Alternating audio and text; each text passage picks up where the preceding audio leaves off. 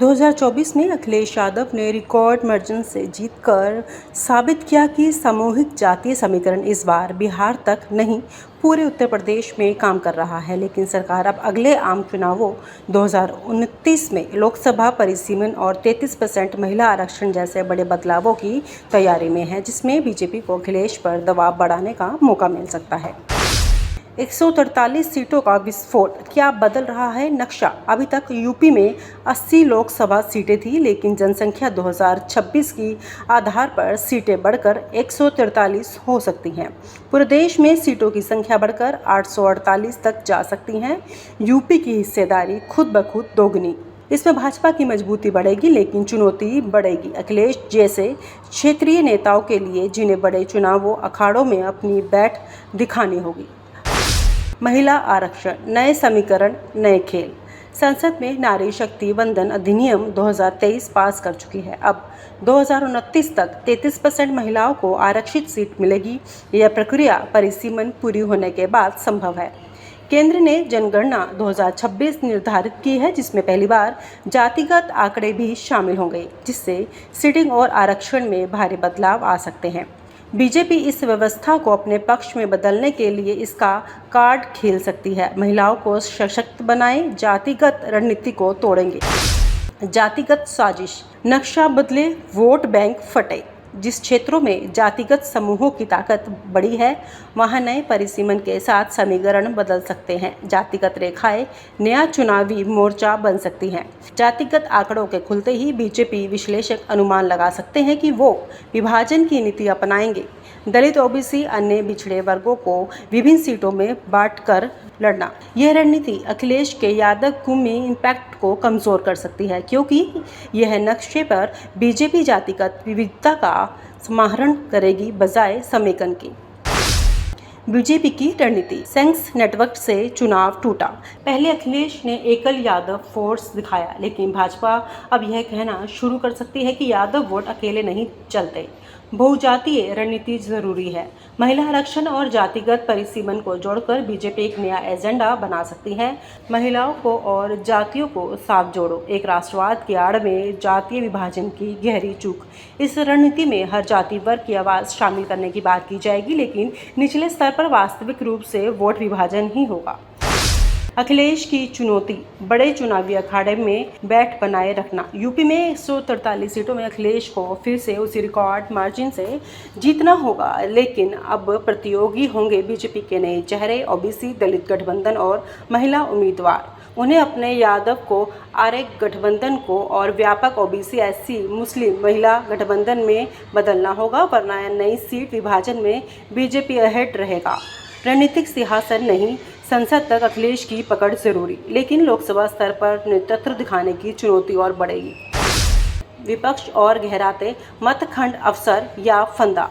विपक्ष जैसे SP, RLD, RJD, Congress, आप आदि मिलकर अखिलेश को आगे ला सकते हैं, लेकिन सीट बढ़ने पर गठबंधन में सीट बार्गेनिंग जटिल हो जाएगी। महिला आरक्षण से अनुमानित महिला मतों का नया जेंडर बेस्ड वोट शेयर उभरेगा, जो बीजेपी शक्तिशाली कहेगी, लेकिन अखिलेश इसे अपने लिए लोकतांत्रिक विकल्प बना सकता है। लेकिन अगर जातिगत साजिश सफल रही तो अखिलेश को महिलाओं और दलित, ओबीसी वोट दोनों में भरोसा दिखाना होगा। बीजेपी का जातिगत जाल, पहले बनाया जाता है विभाजन, फिर कहते हैं संघीय सौहार्द। बीजेपी जातिगत परिसीमन के बाद इन 143 सीटों को दलित, महिला, ओबीसी वर्ग में जोड़ने की रणनीति तैयार कर रही है, जिसका दावा होगा भविष्य की यूपी सभी की राजनीति। लेकिन अंदर से यह एक तरह की वोट बैंक विभाजन साजिश है, जिसके जातिगत एकता में दरार आएगी और बीजेपी 2-3 कोल्ड सेट बनाएगी। मीडिया और मार्केटिंग स्ट्रैटेजी, निरपेक्ष, नॉन यादवी, नॉन मुस्लिम चेहरों को आगे रखकर जातीय पहचान को कमजोर करने की चाल। 143 सीटों का विस्फोट क्या बदल रहा है नक्शा? अभी तक यूपी में 80 लोकसभा सीटें थी, लेकिन जनसंख्या 2026 की आधार पर सीटें बढ़कर 143 हो सकती हैं। पूरे देश में सीटों की संख्या बढ़कर 848 तक जा सकती हैं। यूपी की हिस्सेदारी खुद ब खुद दोगुनी। इसमें भाजपा की मजबूती बढ़ेगी, लेकिन चुनौती बढ़ेगी अखिलेश जैसे क्षेत्रीय नेताओं के लिए, जिन्हें बड़े चुनावों अखाड़ों में अपनी बैठ दिखानी होगी। महिला आरक्षण, नए समीकरण, नए खेल। संसद में नारी शक्ति वंदन अधिनियम 2023 पास कर चुकी है। अब 2029 तक 33% महिलाओं को आरक्षित सीट मिलेगी। यह प्रक्रिया परिसीमन पूरी होने के बाद संभव है।